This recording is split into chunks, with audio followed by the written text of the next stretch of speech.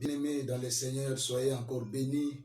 Vous qui êtes en ligne, les amis de 12 heures Jésus dans ta pause, 12 heures Jésus dans ma pause. Oh, l'émission d'aujourd'hui, elle est spéciale, elle est spéciale, elle est spéciale, elle est spéciale pour des raisons fondamentales. C'est pourquoi on commence déjà à faire appel aux amis qui sont déjà dans le restaurant, qui sont dans la cour de l'entreprise, de l'administration, tous tes collègues, dis-leur que non, l'heure est venue où nous devons mettre Jésus en première place dans notre pause. 12 heures Jésus dans ta pause, 12 heures Jésus dans ma pause. Bando beta déjà les solo, yosa déjà en ligne, banda vous partager, Mon réalisateur Jean, tu peux chercher aussi des gens au partager na bango, au logi pasteur Vital au partager naïe, comme tu l'avais fait hier avec l'émission là. Yo pose l'andabiso, partage avec Nabaninga. Yebisaye que 12 heures Jésus dans ma pause, 12 heures Jésus dans ma pause, 12 heures Jésus dans ma pause. Aux autres, moi, elle voit ta pause. Osaga musala oza ermongo, moi ta pause, on en est toujours profiter. To partageaka. To kotsaka Jésus na kati ya makambo na biso. Émission à l'élo est spéciale. Émission à l'élo est spéciale pour des raisons. Alléluia. Est spécial pour des raisons. Est spécial pour des raisons. Alléluia. Oh, pasteur Vital. Sois béni, l'évêque général. Le bulldozer. Yozawa.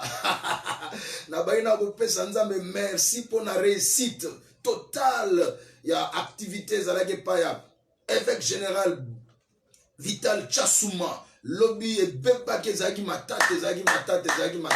Oui, que lobby et journal ma festivité à Bosaganate. Il y a 30 juin. Réussite Ezaki total. Une action seulement. Il y a soirée Mogo, mais avec 3 orateurs.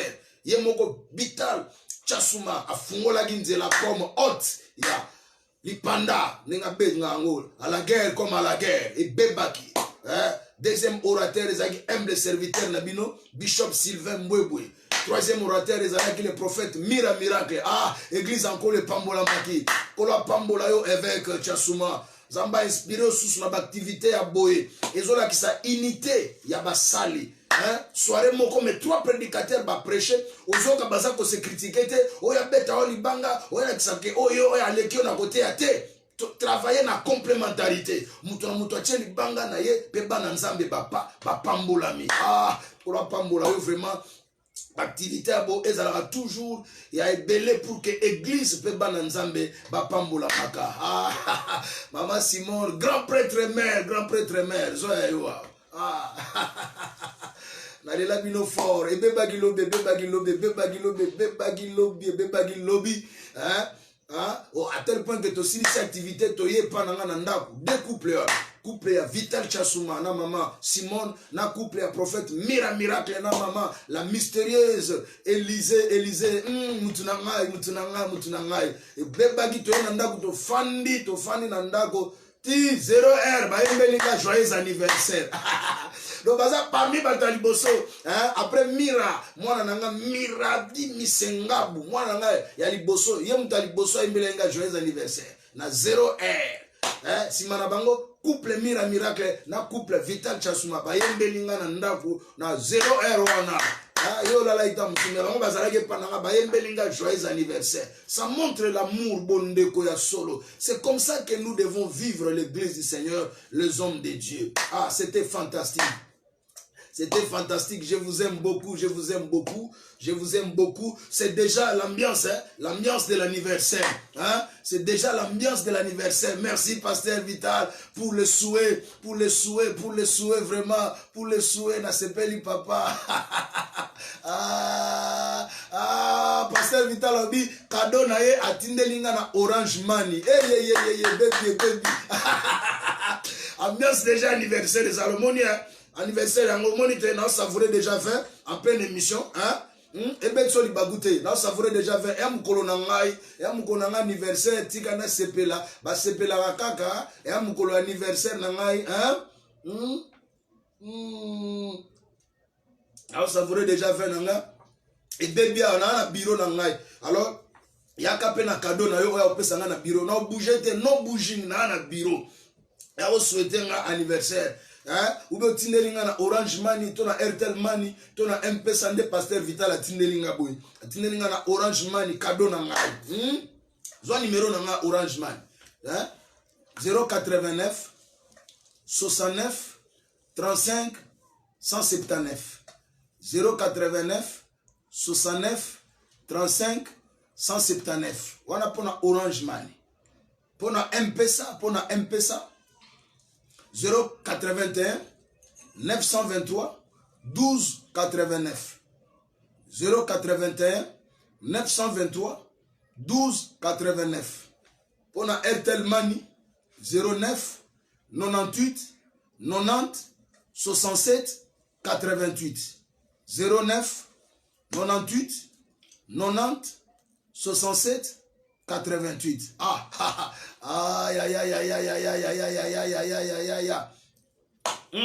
Dadi Boto dadi kola pambola yo dadi ya fatiri ya France oyebi kozalia wa yo photo solo la yo photo beta masolo kati dadi kola pambola yo merci pour le souhait yo photo beta masolo kati yo oyebi ke motema no ozana motema nzeleza kufungwa makambo nyozo ya bien lipambole abi okay ntaobundisa aolonga yote ntaoluka yo aolonga yote tangu fala balonga yo eseleki mais na momo yo so benga mina sali pata mutaosimba yo azate photo solo la number na nga ngwana orange na WhatsApp nango ko benga nga to sola 09 plus 243 9 98 90 67 88 plus 243 9 98 90 67 88 donc même après émission au benga to solo la wana WhatsApp nanga au benga ngai tout ça ernyoso ozwanga to solo yo ozaya awa c'est l'ambiance de la fête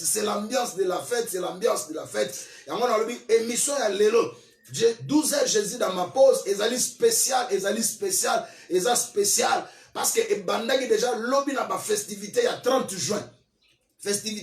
juin biso bato na nzambe tozaki na ba église nga na tongo na na église na tongo ezaki somo na tongo na église to beti la liberté a un prix to sambeli pona mboka na poka tozaki pa ya évêque général Vital Chasuma eyindaki kuna likambo lipanda eyindaki kuna makamba ninga musu bazalaki pe na échanger président de la République accompagné de son homologue Denis Sassou Nguesso. Une réussite totale.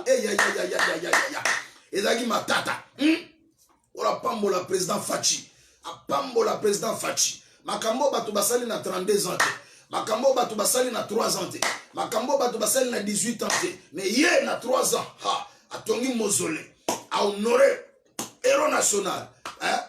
Vestige na héraldique na elongwe Belgique et roi aye gouvernement belge et reconnaître roi à reconnaître à regretter pour na babe basala ba congolais matanga ya famille ya Lumumba esilaki lobby baleli matanga pendant 62 ans Fachi osilisi matanga ya Lumumba déjà 62 ans akundami lobby na honneur nous sommes des Africains mutosoka kufi bon bazaka suki na manzaka na ye basali matanga pe bakundie po ba comprendre que matanga esali nini esili ozondi mandenge matanga ya Lumumba esili pasi ya congolais pe esili pasi ya congolais pe esili souffrance ya peuple congolais esili moment e komi sikoyo non Congo et jure alors et jure na richesse na yango tozo sambela pe to yebisa président Fachi avant élection en 2023 ça là tout même na début à 2023 corps ya Mobutu pe zonga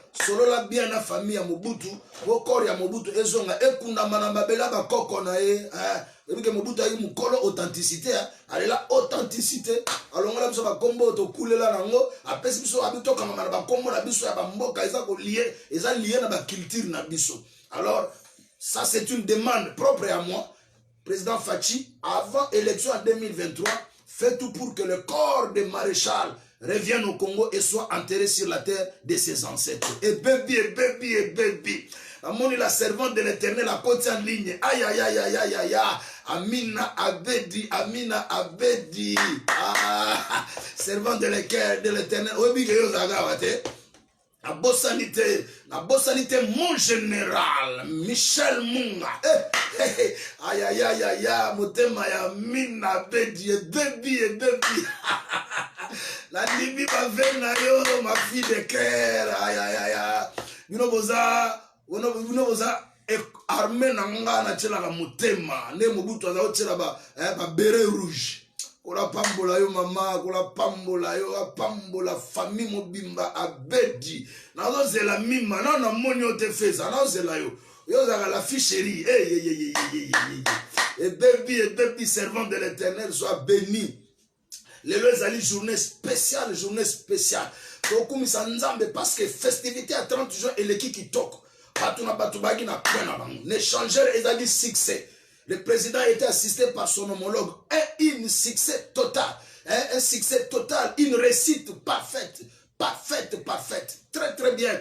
Avec un discours cohérent, très riche. Avec des perspectives d'avenir aussi rassurantes. Que Dieu bénisse encore notre président. Que Dieu le bénisse et tous les hommes de Dieu qui étaient toujours là pour soutenir le président et cette activité, c'était vraiment formidable. Les gens ont fait, contenir une liberté. Lobby na 30 juin et indagi pe mabe na stade à martyr. Les anges adorables. Babebi sa ikuna. Nous sommes et sengo ya Congo. Poto la sa force ya Congo. Le Congo est fort avec sa culture. Le Congo est fort en tout et pour tout. Alors, mutuna domaine na ye. Bango ba seleki domaine na bango activité na bango baza ba chanteur, baza ba artiste musicien. Bango pa balingaki ba honorer Congo na ndenge na bango. Et puis, bah, recette na bango ba participer pour nous soutenir FARDC. Les anges adorables na stade indagi lobby. Tant que so do sambela na poko bango pe ba osamusa na bango. Donc chacun dans sa profession, zoua na motote, likambo na motote. La bénir ba ange adorable pour la prestation na bango ya lobby na stade martyr, c'est leur activité. C'est là qu'ils trouvent leur gagne-pain. C'est pour la rendre jibem piano lobaka. Ngana sala politique te, ngana sala musute, ngana vivaga na musique na ezali choix na ye. Eza profession na ye. Kona pambola bango. Parce que oba kotisi wana ba kotinde la basoda na biso bana bako se retrouver, ba famille na bango bako se retrouver. C'était une ambiance totale hier. Je parle de festivités de 30 juin. Que Dieu soit loué parce que Dieu aime notre pays. Je vis partout dans les églises. Les actions étaient organisées au sujet de l'indépendance. Et tout le monde a prié pour le pays. J'ai vu les gens tenir les drapeaux du pays. Les gens s'unir comme un seul homme pour faire montre des signes de l'unité. Pour montrer que le Congolais c'est un homme hospitalier. Le Congolais c'est un homme qui aime son prochain. Le Congolais aime partager. Alors nous avons vécu un événement terrible. Jamais depuis Congo soit Congo, nous avons vécu un tel événement d'indépendance. C'était fantastique. Ah, alléluia. C'est que nous avons célébré hier notre indépendance autrement. Que Dieu bénisse ce leadership de Fachi. Yene mukonza siko, yo ninga lobelane, yene mukonzi sikoti. Bible senginga lokola mwana nzambe, lokola musali nzambe, na sambe la kapona bakonzi na nga. Bakonzi ya politique, bakonzi ya armée, na administration. Nga lokola pasteur, na na devoir ya ko bénir bango, ya ngona bénir bango. Oui, parce que les une journée spéciale.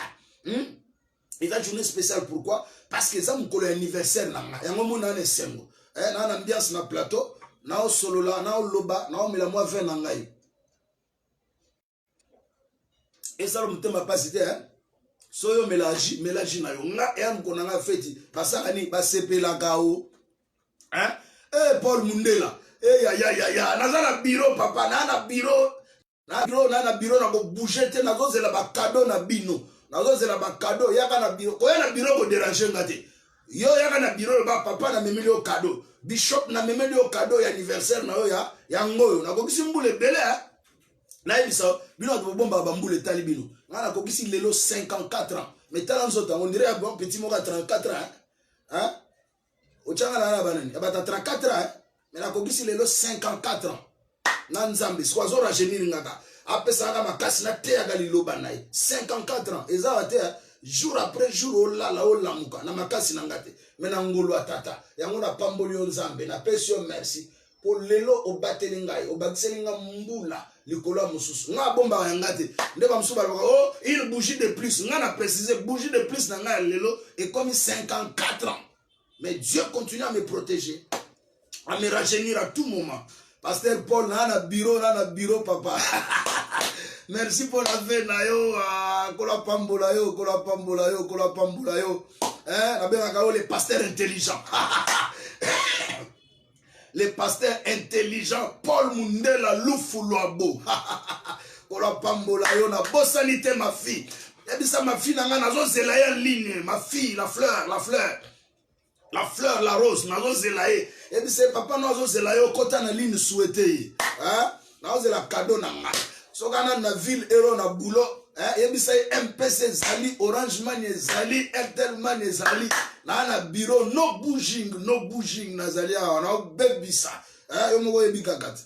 Na fête ambiance anniversaire na nga. Et ça la mutu pasité, et ça la ezua te.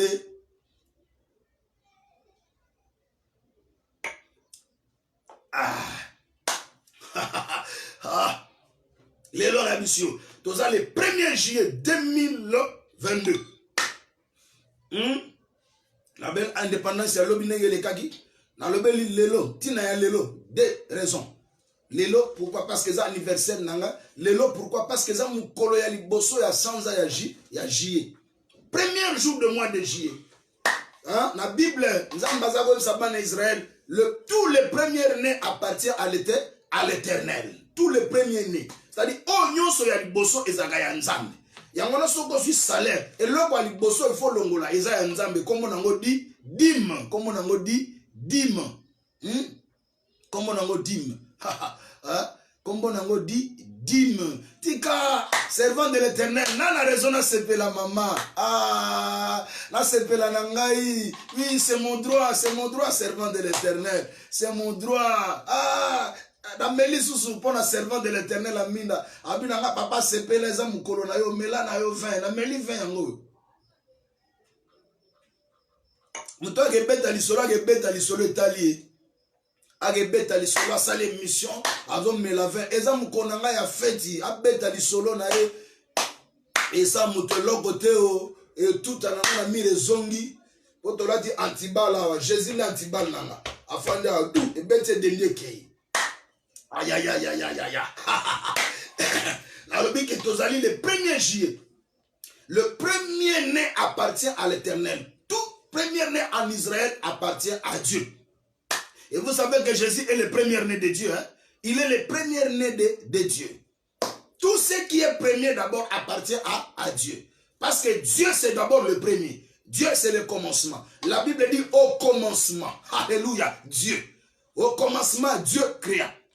Au commencement, ça mort Dieu. Dans tout ce que tu fais, le premier, tu dois l'accorder à Dieu. Voilà pourquoi la prémisse, on la donne à Dieu. Parce que c'est la première production. C'est Dieu qui en a le plein droit. Est-ce que vous avez dit? Si vous payez sa prémisse, pendant que vous sa prémisse. Si vous payez sa dîme, pendant que vous sa dîme. Parce que ça peut refléter Nzambe. Nyonso ya yambo ezaka ya nzambe. Ezaka ya nzambe, il faut pesa me pa ya nzambe. Hein? Tout ce que tu prends dans ton salaire, tout ce que tu dois retirer le premier, c'est ce qu'on appelle la dîme. La dîme. Avant de faire toute dépense, dès que tu prends le salaire, ce que tu enlèves en premier lieu, c'est la dîme. Tu mets de côté. Ça, c'est pour Dieu. Hein? Si vous avez des dépenses, vous avez commis 1/10. La dîme, c'est ce qu'on prélève le premier. Ce qu'on enlève en premier. C'est ce qui appartient à Dieu. Les autres ont le 1er juillet. C'est-à-dire le premier jour du mois de juillet.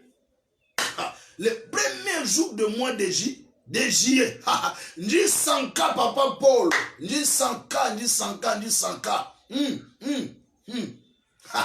100K. Ebusi bukalenga. Alléluia. C'est la joie. Tikangana s'est défoulé, c'est mon jour. basepela kaka bokoma yango na ba Facebook basepela kaka ya mukonanga esengo pe e communiquer na vie ya mutu moko azaki na mawa oyo azolandanga azalaki na chambre de douleur na ye afandi na basusi mobali apesaki ye pasi adecevoir ye fiancé adecevoir ye atiki ye je te communique la joie je te communique la vie. Si tu me suis dans cette émission, tu que sengo eza ko animenga et affecté peyo situation écoute ici wakati na yo etika yo au nom puissant de Jésus. C'est de Jésus que je parle, c'est lui qui m'a gardé jusqu'à cet âge, 54 ans. Ce n'est pas mince affaire hein. Et peut-être hein. Baninga boni na koli na bango bakufa bazaka sute. Boni na tanga na bango bazaka sute. Hein? Bakufa menzamba oba haobatelanga nana devoir ya ko honorer nzambe wana ndenge na ko honorer zani kande na saila kaibo yango na opese merci na yebisa pe yo soki oyebi ete yeba na bomo na yo ndimela na vie na yo yezo ya na bomo na lokola mokonzi pe mobikisi abando tambusa yo abando kamba makambu na yo abando salela yo bolamu yo na libota na okomona bolamu afungola onzela abundela mobali na yo abundela bana na yo. Nazakolo la tima ya émission lelo eza spécial. Na rappelé 30 juin ba festivité à lobby. Na lobby scopo na le 1er juillet et point liboso anniversaire nanga. Point ya mi balé moi oyo lelo eza le 1er jour. Oyo nyonso ya liboso ezalaka yanza ya nzambe. Yango wana lelo na sala dédicace ya sanza ya juillet. Lelo mukolo ya liboso ya juillet toko dédicacer na yo sanza ya juillet. 7e mois. Oyebi pona nini? L'obit aussi sa premier semestre, hein? Semestre, c'est-à-dire 6 premiers mois ya mbula. Mbula ils ont 12 mois. C'est que tu parcourir la moitié ya mbula. Et lui kolobage 6 premiers mois tu épuisé yango. Le lot ils ont introduit biso na 6 autres derniers mois ya fin de l'année. C'est-à-dire un second semestre, un dernier semestre de l'année. Alors 6 mois o etikali tozo banda yango lelo yango wana to wana devoir ya ko dédicacer yango ha ngalo kolanga nzambe na na devoir ya ko dédicacer mukolo ya lelo po yo omona bolamu ya nzambe na bomo ina yo negozo banda lelo le 1er juillet nzambe oyo agréaka le 1er né oyo nyonso ya liboso ezalaka ya ye haleluya azala na yo lelo esiko zala musala agréé sanza oyo ya juillet mobimba kaka sanza juillet mais tous les 6 mois qui restent oyebi que chiffre 6 c'est la chiffre ya moto non 6 mois o etikali wana epesa mela yo lokola moto o régner o dominer o posséder o réaliser ba rêve ya vie na yo o connaître succès na ba faire na yo réussite na musala na yo monter na entreprise na ba grade na fonction ba opportunité minene eye pa na yo ba relation kitoko eye pa na yo nyonso ya mabe ya bitumba ekele mosika au nom de Jésus-Christ de Nazareth na bengeli yo faveur na bengeli yo grâce zambo ya batelinga na kokisi lelo 54 abate la peyo abate la libala na yo abate la musala na yo abate la makambo na yo abate la bana na yo abundela yo bitumba ya molili o makasi ya nzoto ekoka kobunda te oyo famille na yo ekoka kolobela yo te mais nzambe ya lola na mampinga na ye na mokonzi ya mampinga Yesu Kristo ya Nazareth alongisa yo abundela yo omona bolamu ya nzambe haleluya. Le 1er juillet on va faire la dédicace. Je dédie déjà ce mois. Je dédie les 6 mois qui restent. Le second semestre à Dieu. Et dans la couronne de succès. Vous voyez le chiffre 7, non? C'est le chiffre de repos. Chiffre d'achèvement. Bible dit Dieu travailla pendant 6 jours et le 7e jour, il se reposa. Le 7e jour, il acheva l'œuvre. Le 7e jour, il agréa l'œuvre qu'il avait faite. Français Fandawa. Il agréa l'œuvre qu'il avait faite. Ah, zana kitana mungu. Et baby. Nazana bureau. Yakana bureau, memelanga cadeau na. Unazawa no bouging. Nazana bureau, ayam konanga. Yelanga cadeau nanga. Yebisa baninga. Yebisa bana geleza mukolo ya papa. Mukolo daddy.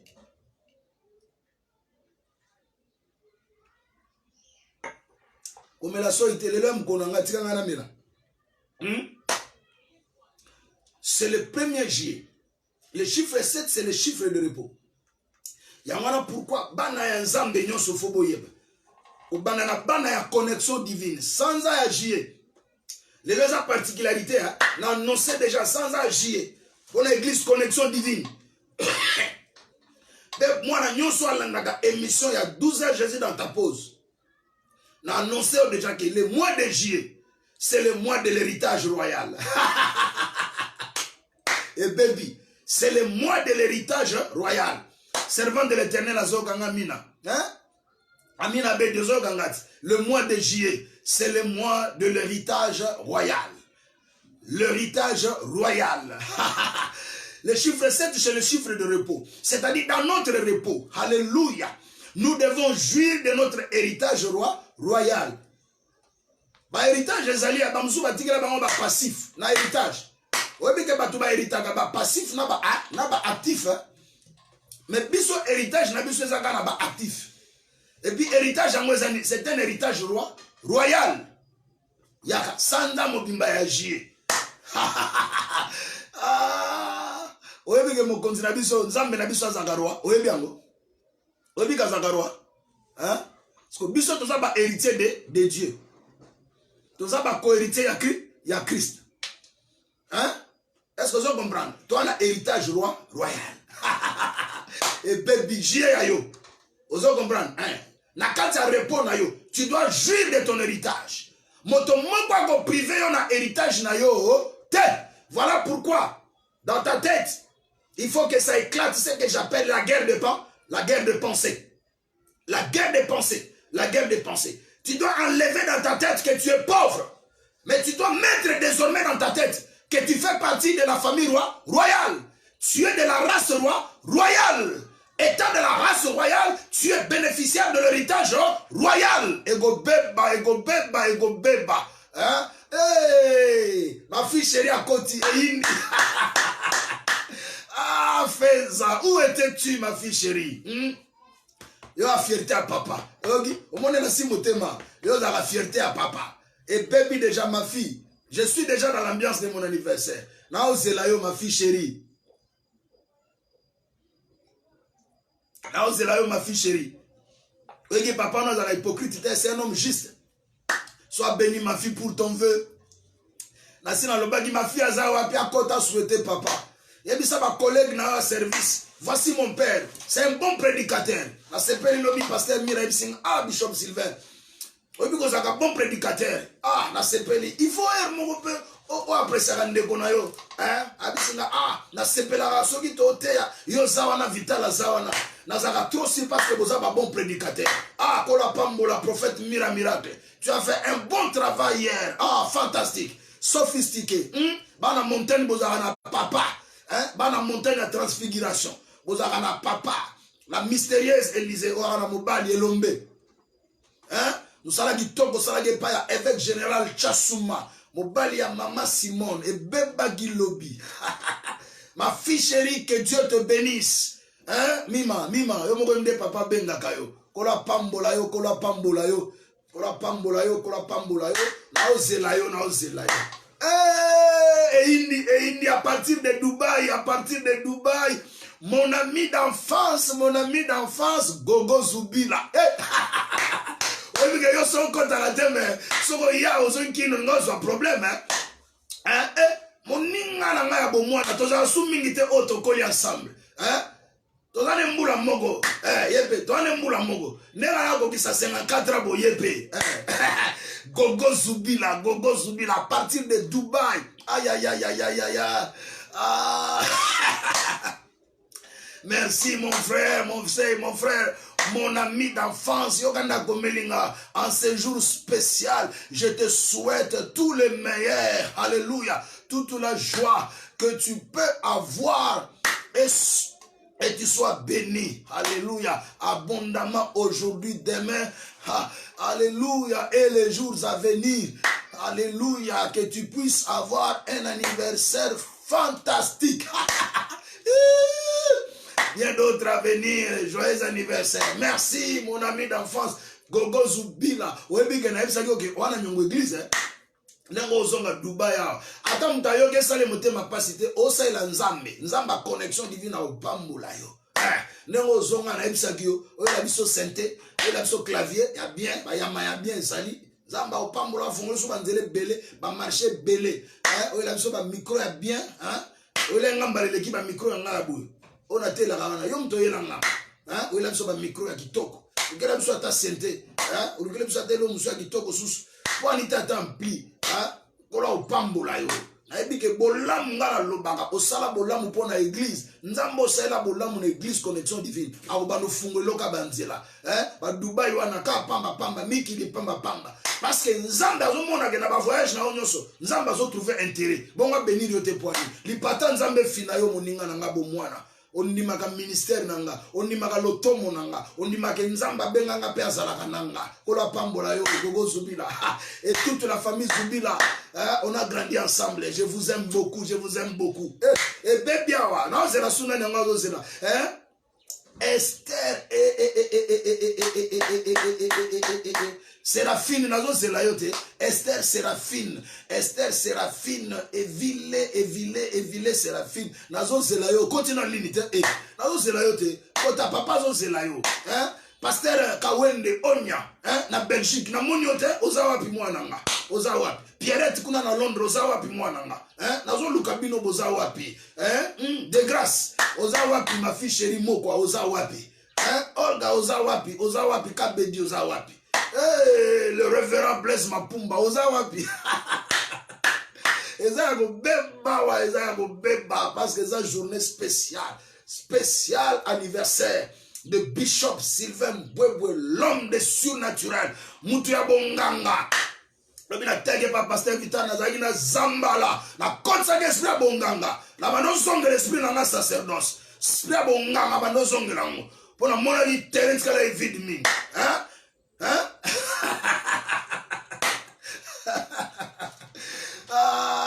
boyeba ke 6 mois etikali ekobema mabe boyebi ke ngaka mutu azambati mutu alinga losambo mutu alinga mabondeli mutu aba sacrifice ekobeba satana ana kokoso ana problème sérieux po bana nzambe il faut bapambolama bana nanga lokola bamina il faut bapambolama bafeza il faut bapambolama bagogo Zubila boye aselaka nzambe azosoutenir l'église il faut bapambolamaka il faut batu bapambolama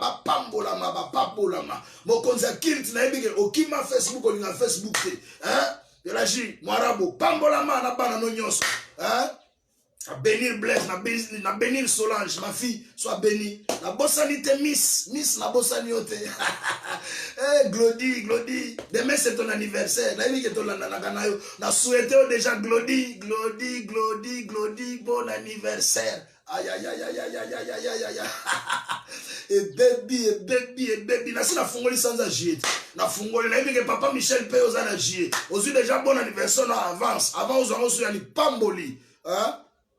Asna fongoli nzela na fongoli sans agir na lobi que c'est le mois d'héritage royal moi na connexion divine nyonso moi na nzambe nyonso okota na sans agir nengo bandiango lelo nzamba yebisinga na yebisa yo ke c'est le mois de l'héritage royal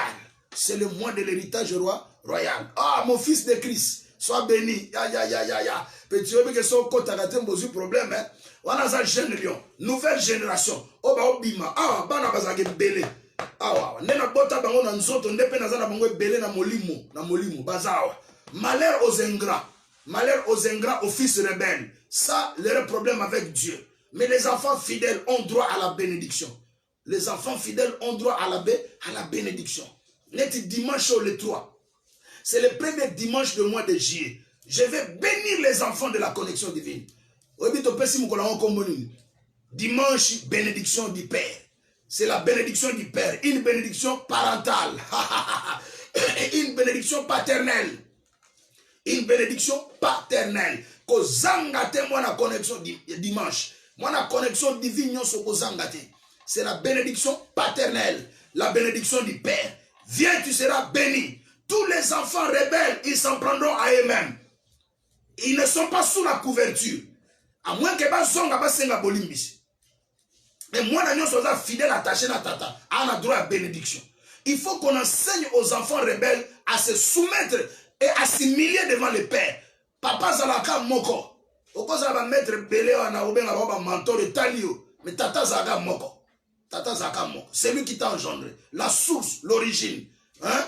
na hébreu bazo banini muto oza porteur ya semence na ye yende père muto ayamba yo ana semence na ye wana semence na ye te wana semence nanga yango wana soko kitite ozaka trouble ozoloko te parce que bonganga nzambe ngana sakana bana ngote. Nous devons enseigner les gens la discipline ministérielle, la discipline apostolique. L'œuvre de Dieu doit avoir de l'ordre et de la discipline. On ne peut pas tolérer des bêtises inutiles pour lesquelles on salit inutilement les hommes de Dieu, les serviteurs, les prédicateurs. Non, non, non, non, non. Nous devons mettre les choses en ordre. En ordre. C'est le jour de la fête. Nakiti. Nakoma mata nakiti. Et à la fête. Tu vas la CP là. Mokolo ya fête, ya fête. De Christ. Kola pambola yo. De Christ. Kola pambola yo.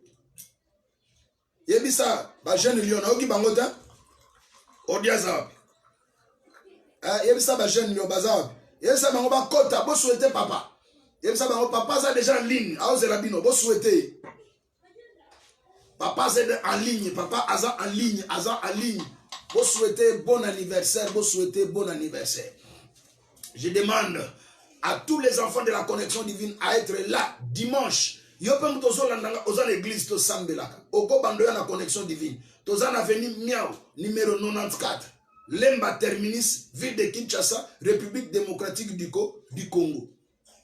Toza na avenue miao numéro 94 na Lemba terminus. Et si kana za na bureau siko na za na bureau na église. Yo pour landinga omoni kokoya kokuta nanga na sambela pona yo na orienté yo ba conseil problème ya prière nanda kuna yo na musala pona makambo na yo. Je suis au bureau, je suis disposé à recevoir tout le monde. Je suis au bureau, viens et Dieu te bénira.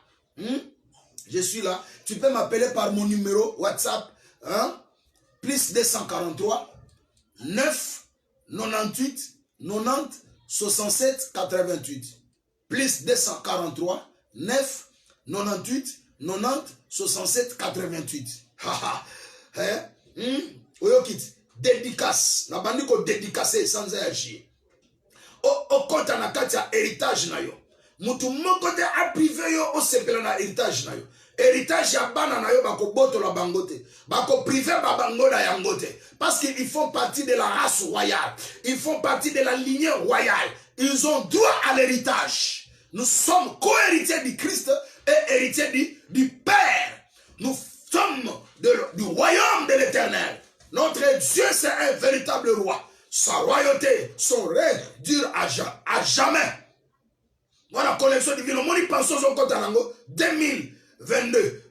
Na juillet. Au bandit nango juillet. 2022 juillet. 1er juillet. Pensez na yango. Le mois de l'héritage royal. Le mois de l'héritage royal. Le mois de l'héritage royal. Tu dois jouir de ton héritage royal. Tu dois bénéficier de ton héritage royal. Tes enfants doivent jouir de leur héritage. Personne alors personne. Ils ont la famille na yo. Ils ont la famille à batata na yo. Mangwa go empêcher yo. O sepela na héritage na yo. Te. Azate. Tu dois jouir de ton héritage. Ego beba.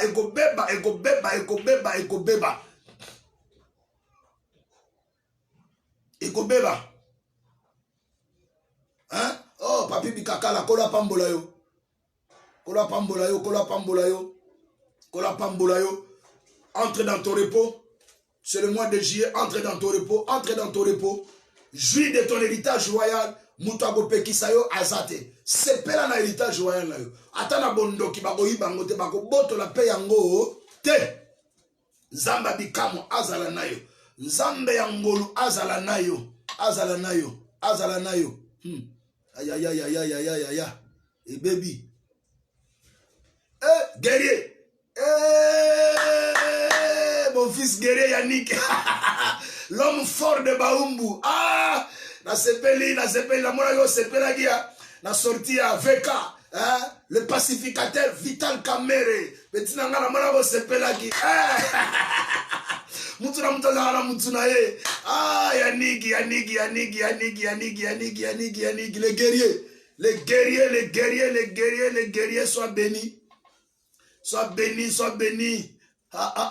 Tu dois bénéficier de ton héritage royal. Au nom de Jésus.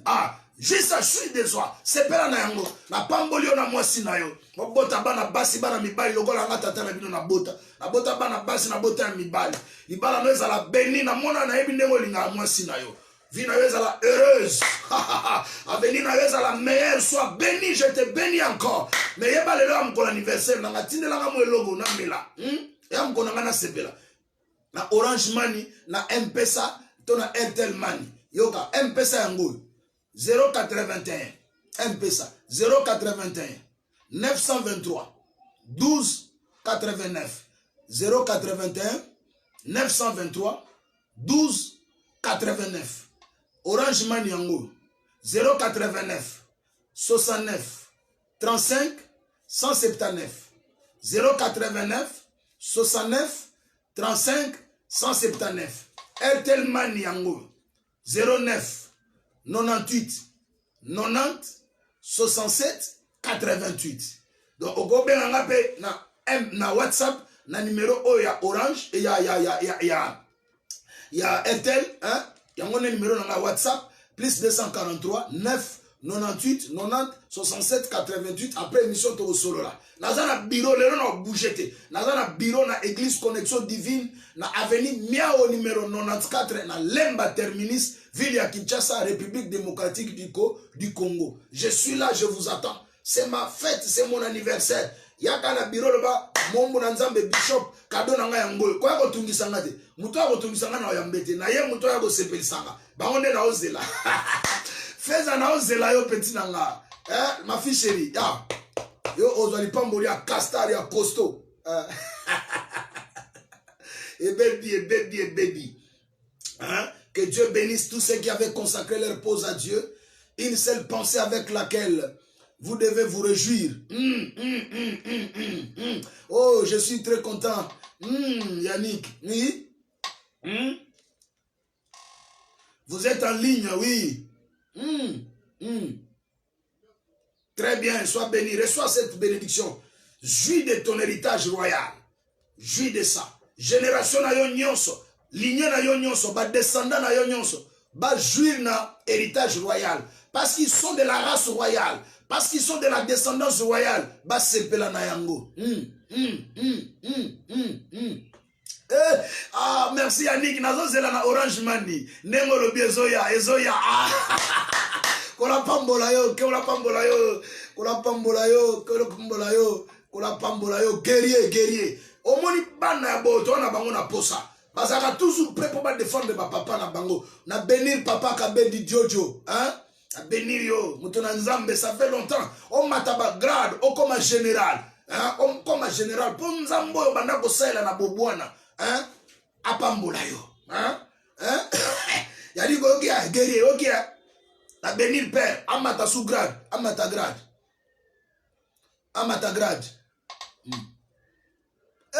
Mosakoli. Ah, prophète, so yo na muna gayote. So na muna gayote peto bandi trouble. Oyebi mtalinga pe asiri apa akitisanga motema. Mwana nga, mwasi na yo. Yende mtalinga akitisanga. Ndena moni yo, le prophète de Dieu. L'homme très puissant. Mutuana na mona yende ngenzamba saila na connexion divine. Na bendi sanga mingi na connexion divine. Un bon prédicateur, un vrai prophète. Église en colère na posa na bino. Un prophète Matthieu Pinda. Sois béni. Un homme de bien, Motomalam. Je te bénis, je bénis ta femme, ma fille. Yebisayege anniversaire ya papa na yo. Na bénir yepe na bénir bana. Nzambe oyo to sale la kazaka fidèle. Monisa nguya na ye na couple ya prophète Matthieu Pinda. Apesa bango bana. Bazaki na difficulté kokota mais nzambe atika kiete prophète akangama kina epe nzambe lelo a bénir ba comme déjà bana mibale baba kisa masusu okoma na 12 tribus de Juda 12 zoyango 12 tribus de Juda po ba tufo faye ba nzambe apambolaka mutu nyonso akangama na nzamba sailaka nzambe fo ba kubaye ba nzamba futaka Matthieu mona loboko nzambe nzamba futaye un bon avocat il sait Dieu c'est un prophète. Mais il est avocat de profession. Que Dieu te bénisse. Hein? Dans ta profession. Hein? Ola Pambolayo, excelle, va encore plus loin. Hein? Na émission Okota na ba organisme. Il y a droit de l'homme miné on a Okota. Pourquoi pas encore matin mo kondia CPI? hein, na bénir yo osakoli. Comment mon compte à ce pays? Reçois ma bénédiction en tant que père au nom de Jésus. Aïe aïe aïe aïe. Pour ça au 4 réalisateur azo bisangai Jean Mukendi Sylvanie. Azo bisanga papa kata. Aïe aïe aïe aïe aïe aïe. Jean Mukendi azo bisanga papa kata. Yende réalisateur nanga kata. Maintenant kata ne petit. Mukonanga fait jolina sepela tendeni. Ah mon prophète Matthieu. Ebisa moi nanga, il faut na parler. Il faut na ndap. Hein? Il faut na église. Église wana eza nga. Église na yo wana eza église na nga. Ba na yo wana ba na nga. Hein? C'est ça, l'unité doit régner entre nous. La collaboration, la franche collaboration, c'est ça. Bishop azana likamna mutute. Ça s'appelle le lobby prophète Mira lobby. Un bon type. Azana likamna mutute. Akipa makama mutute abeta lisora mutute, c'est ma nature. Ndenge père nanga bokolanga kolisanga. Apesa bango mbote bango nde artisan mukola lelo. Nanga na zwanga mboa. Papa na mama babotanga baza en vie. Papa nanga za siko nde tozolo bawa. Azana 86 ans. Donc na décembre akokisa 87. Nga mwana na ya misatu na okokisa 54 ans lelo. Mais papa nanga za na 86 na décembre akokisa 87. Mulumba Chombo Chabikeji Christopher. Ndoi ya mwana nga mobali ya liboso Christ de Christ. Le grand maestro. Le grand orateur. Christ Mulumba. Yene ndoi ya père nanga. Mwana nga mobali ya liboso na sima ya mira. Ya mwasi ya liboso. Na pesa ye kombo ya papa nanga. Christopher Mulumba Chombo Chabikeji. Le fils de Baloa Kaditawama Vwanda. Ah mon père, c'est toi l'artisan. Tu as forgé un géant, un homme fort, un prédicateur de taille, un homme intelligent. Tu as fait de moi, licencié en droit, un juriste de formation de la grande université de Kinshasa. L'intelligence est là.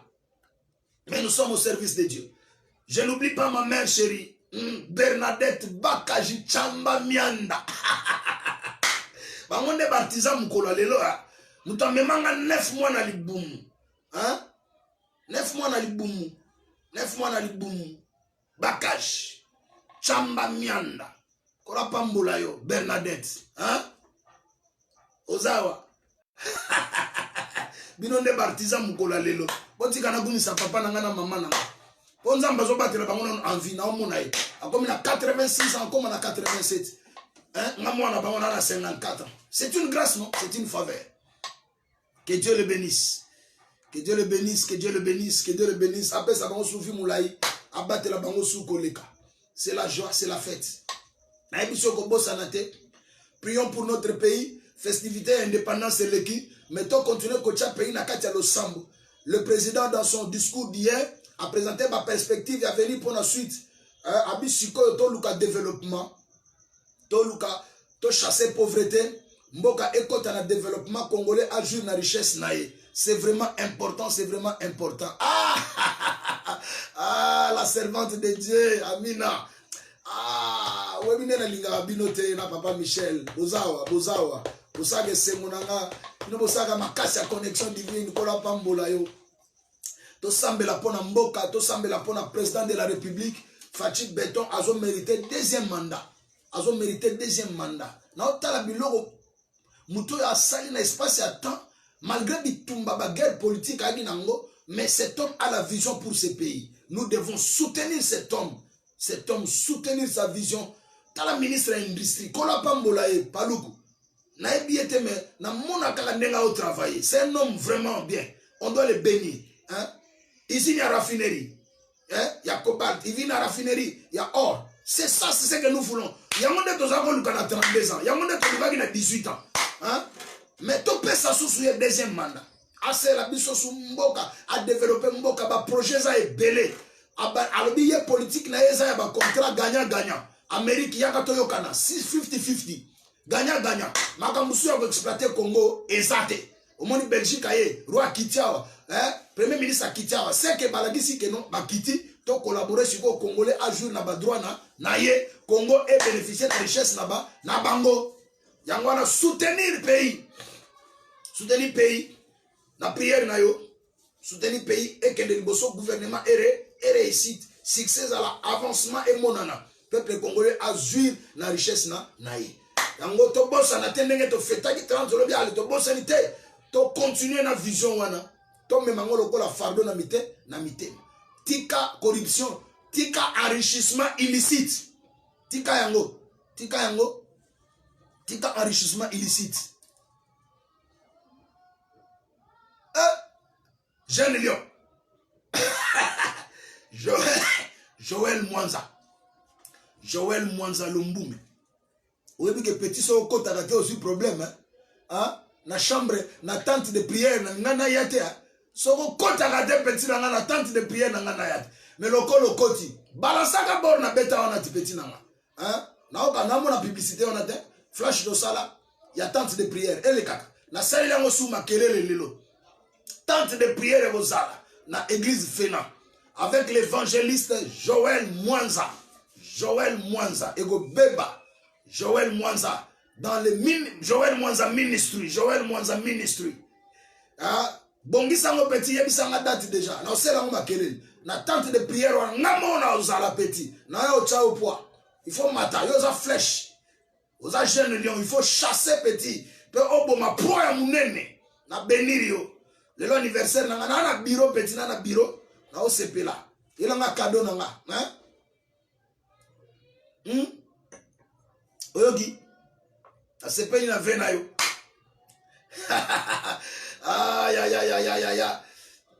J'ai béni Dieu pour mon père. Mon père, moi je suis en bon terme avec mon père. Mon père spirituel, Alphonse Mwanza Kamanda, l'ambassadeur de la foi, l'apôtre majeur. Mon père aux États-Unis, là où tu es, que le Dieu d'Haïdine te bénisse. Que le Dieu d'Haïdine te réconforte, te donne force. Que le Dieu d'Haïdine soit toujours avec toi, papa. Nous avons encore besoin de toi. Nous, tes enfants spirituels, nous avons encore besoin de toi. Nous, tes enfants biologiques, nous avons encore besoin de toi. Zamba pesa yo vimulaï, apeso makasi, a continuer ko zala na yo, a continuer ko baliser chemin na yo, a continuer ko rendre makambo de plus en plus facile. Et si vous en États-Unis, la mère n'a Mami Moujani, Marie Moujani, Sephora, mère nanga, ouébike, hein, yo la mère nanga, hein, Oli, Noina yot, Oli Moujani, Mary, on est ngoloba, Marie en anglais, Mary Moujani, Oli, Elikoloba, l'heureuse, la sainte Marie, l'heureuse Marie, Oli Moujani, Noina yo, mère na ozalakawa hein mtakabolanga na yo azate mère na uzakawa mama na nga mtakabola yo azate ngana yo hein vous êtes le soutien de mon père, vous êtes la bénédiction de mon père Mwanza Kamanda Alphonse hein. Que le Dieu que vous avez commencé à servir depuis votre jeunesse, utabolenge na bino, Nzambe ya idini wana autika binote, azana bino kuna États-Unis sika bozali, séjour na bino za malamu, petang bogoya, boya malamu, boku tape église na nkolo malamu, nous sommes là, biso bana na yo tozo veye na église, nous sala nyoso osenga biso to sala ngondenge sengeli na motema mobimba, poto yebi ko nyoko mi obandi ko sela Nzambe banda jeunesse na yo, Nzambe wana autika ote papa, kolo pambola yo papa. On est toujours ensemble, papa. Oui, bien, il y a toujours prêt à la fierté, à défendre partout, à tout prix. Pour pas au bataillon, au bota et l'ombe. Cet homme qui parle là, au bota et l'ombe. J'ai un père que j'honore. Ce qui est un bishop, na moni bona sécurité na fanda, na kiti. Parce que azo exercer le colonne autorité apostolique, discipline ministérielle. Yo suppose à voyou spirituel keba. Yo zagana ni bâtard, wa tata moli moté. Yo zana yo ka langage na ngabimanga ndenanga te wana ba langage ya voyou ya banditisme spirituel ministériel tikango cherche un père, tu dois être au pied de ton père. Si tu es rebelle, rentre au pied de ton père. Yo pe tata okona ko so bana bizwazwa o ngala mentor na etika biloka mentora salite wana ana tata molimo na o ya consacrer o ya sambela pona azonga na sama kolona arranger na tata na aussi longtemps arranger na tata na été et l'autre ok. Il faut que les gens sachent que Moussala Nzambe est désordre. Oyoginga, wana zu tom sous, mena kiti, pour les hommes qu'on a fait, il y a fait. Qu'on a fait. On a fait, na OCP là. Hein? Naza na bureau, yelanga cadeau nanga na bureau na ozela yo. Comme bimba lelo na bouger tena na bureau. Hein? Na bureau. Oselinga mo logo na olia yelanga, oselinga mo gâteau anniversaire yelanga na olia. Hein? Olinga mo 20 yelanga, ya mukona nga ya fête na OCP là. Hein? Bokomango na Facebook ba CP là kaka, ba CP là kaka. Hein? Hein? Obi le pose Cecilia, mengana na fête ya basani nakata. Réalisateur nanga Jean Mukendi Mbwebwe. Au pessinga 3 minutes. Ah, ça va. Jean Mukendi, c'est mon 3e enfant. Mon 2e fils. C'est lui mon réalisateur. Hein? So, mon nom, ça va émission, c'est lui. Hein? Que Dieu te bénisse, mon fils. Que tu montes dans tes études. Que tu excelles dans tes études, dans ton avenir. Nabenga kao boss. Nabenga kao boss parce que tu incarnes la richesse. Osa mwana ya bozu. Osa riche. Avenir na richesse et belé. Hein? Na bénir yo lisusu. Molile so kanga na bénir yo na encore bayoka. Nzambe nanga otombolo pa osalo grand homme. Osale sengo nanga petit. Na bisio ko bosa na te. Pensez misa tout otambo nango lelo. To remercier Nzambe pona ba festivité ya 30 juin.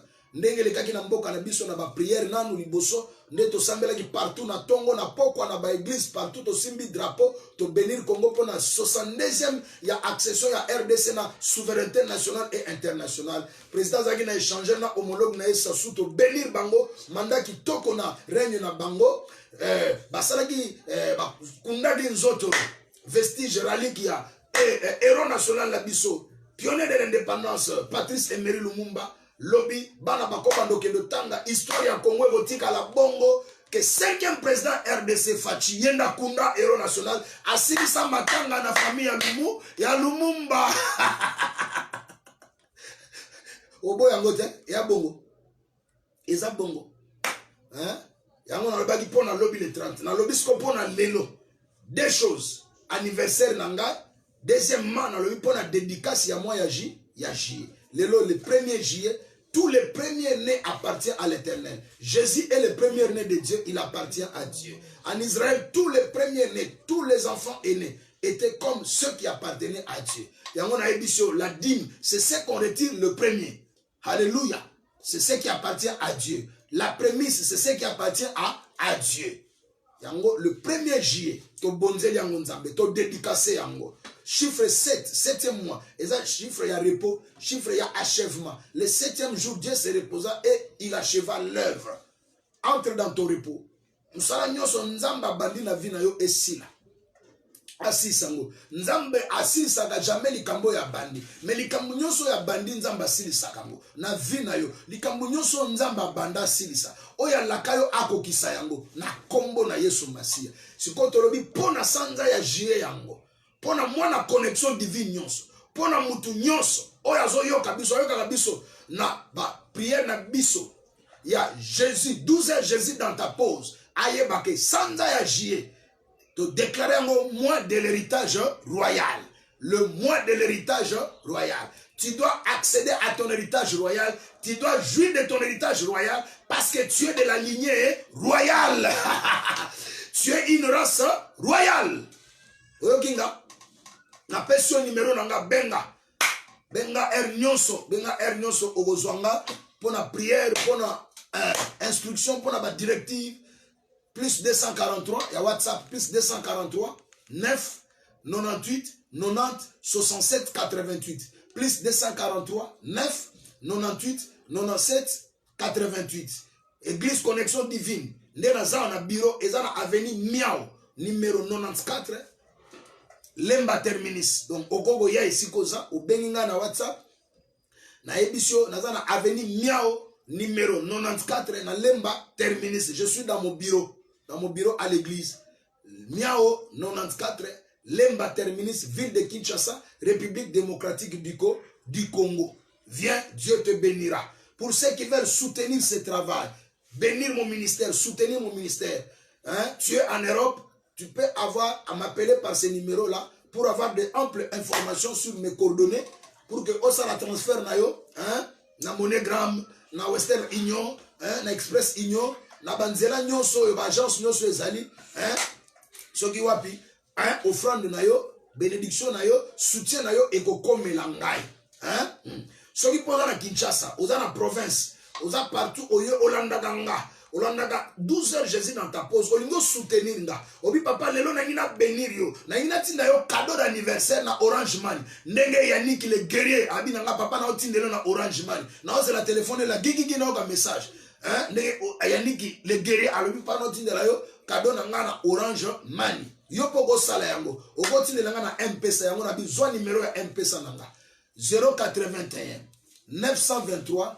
1289 081 923 1289 wana M-Pesa Zoya Orange Money 089 69 35 179 089 69 35 179 wana Orange Money Zoya Airtel Money siko 09 98 90 67 88 09 98 90 67 88 wana Airtel Money nanga soko tindi e okomelanga kolo aupambola yo émission zo sila menaza na bureau yaka otikelanga cadeau na yo nzambe akobénir yo na bénir sans agir.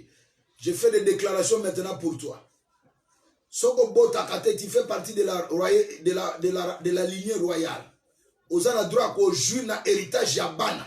Nzamba lobaki na Israël, moi c'est komba kozalate, moi c'est ko sopazem ya kozalate. Na béni libumu na yo. Soki trompe bakata, Nzambe a rétablir yango au nom de Jésus. Soki matrice nous a un problème. Nzamba a réchauffé yango et même zami pour bota mwana au nom de Jésus-Christ de Nazareth. On doit jouir na héritage. Bana baza bénédiction pour dépenser. Ba fait partie à bénédiction. Il y a héritage na yo. Autant que classe. Musala zoyate. Na fungole lion nzela ya musala. Tango koki okota na repos. Oumeli mingi na chômage. Entre maintenant dans ton repos. Accède au travail. Zoa musala. Musala zo faire partie na ba héritage royal. Zoa yango bando sala au nom de Jésus. Matana ministère na yo. Matana grade. Matana fonction. Matana promotion. Comme un grand. Au nom puissant de Jésus. Na bandeli koloba. Sans agir nenge fungwa milelo. Bonheur nzambe fungwa mananzela na yo. Bonheur nzambe fungwa mana misala na yo. Na famille na yo na vie abana no ya mobali na yo. Au nom puissant de Jésus. Sans agir. Aujourd'hui na héritage royal na yo. Au nom de Jésus. Que le Dieu que je sers. Le Dieu d'Aïdi Nabala. Le Dieu de Mwanza Kamanda. Le Dieu de Sylvain Bouaboué puisse te bénir. Va. Excelle. Jouis de ton héritage. Que tes enfants jouissent de leur héritage. Que ta descendance dans son entièreté puisse jouir de son héritage. Au nom puissant de Jésus. Bye bye. Jésus, dans ta pause est fini. Continue à me souhaiter bon anniversaire. Que Dieu vous bénisse.